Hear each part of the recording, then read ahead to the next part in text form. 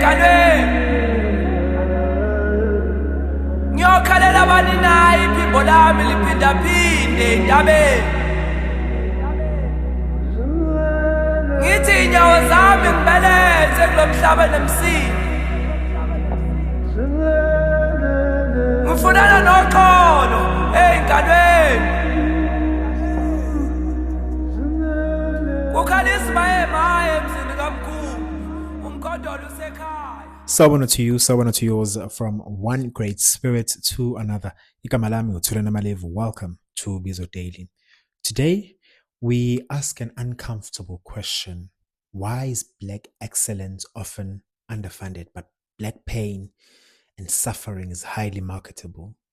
Why are stories of alchemy and innovation buried, but stories of Black death repeated endlessly? Why do algorithms reward dysfunction while discipline, healing, and nation building remains invisible? Today we speak about the commercialization of our pain as the sons of daughters of Alkebulan, Black pain, and why trauma has become an industry. Someone once said this to me a couple of years ago, that pain sells faster than healing. And I figured, today, let's talk about that.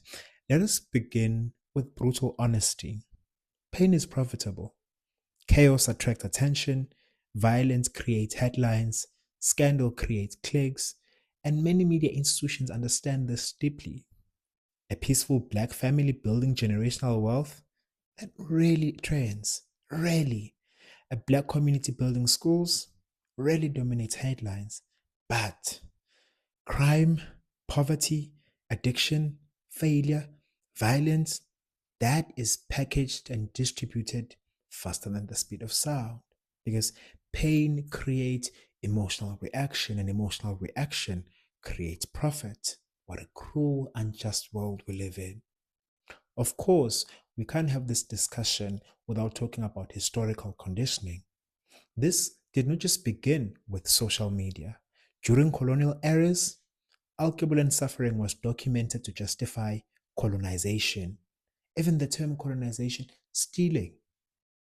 Images of savage Africans, narratives of uncivilized tribes, meanwhile meaning us, nations. Stories that painted the alkebulan life as naturally chaotic. This propaganda helped justify the theft that was done.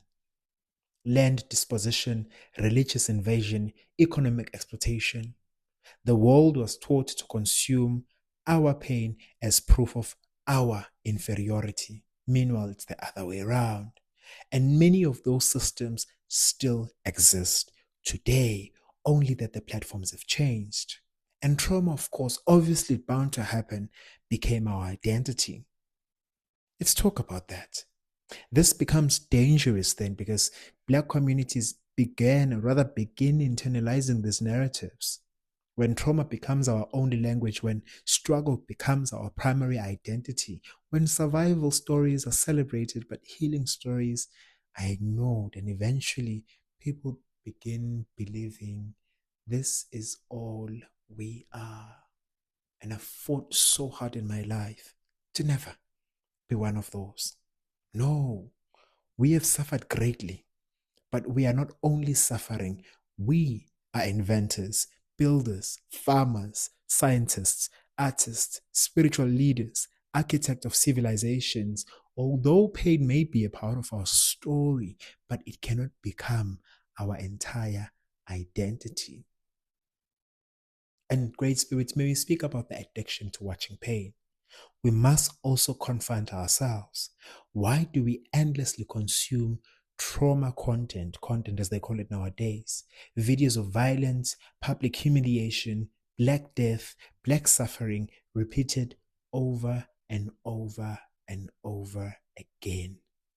At some point, consumption becomes participation. And when people become emotionally numb to suffering, we lose the urge to change the very systems producing it. We cannot become spectators of our own destruction. I refuse. And because I refuse, let's talk about reclaiming our narrative. You see, Great Spirit, this requires intentional resistance. It requires that we support African filmmakers, that we support independent journalists, that we document our own stories, that we celebrate our builders, our educators, and that we celebrate land restoration. We need to celebrate more of who we are: discipline, healthy families, spiritual restoration. We must tell fuller, more authentic stories, not propaganda, but truth in its full complexity. Pain and triumph, wounds and healing, history and future. And may we refuse to monetize our brokenness. Although some will always profit from dysfunction, but we don't have to cooperate. We don't have to build careers from exploiting our own communities. We don't have to normalize dysfunction because it trends. We must, however, be accountable and ask, does this heal us? Does this content heal us? Does it educate? Does it mobilize us? Or does it merely entertain people with our suffering? Because every generation must decide whether it will be consumed or whether it will rewrite the narrative entirely. So today, ask yourself, what stories about the alcohol in life do you repeatedly consume? And who benefits from those stories remaining dominant? Because a people constantly fed images of their own destruction may forget that they were born to build civilizations, and that forgetting is exactly what oppressive systems depend on.